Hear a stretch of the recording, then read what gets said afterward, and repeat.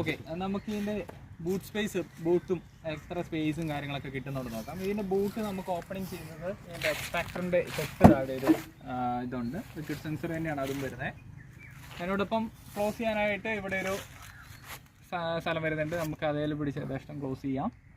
So നമുക്കിവിടെ ഒരു parcel self വരുന്നുണ്ട്. പാർസൽ സെൽഫ് നമുക്ക് 3 kg വരെ സപ്പോർട്ടീവാണ്.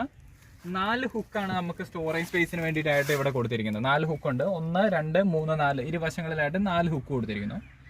നമുക്ക് 350 ലിറ്റേഴ്സിൻ്റെ ഒരു നല്ലൊരു ബൂട്ട് സ്പേസ് വണ്ടിയിൽ അവൈലബിൾ ആണ്.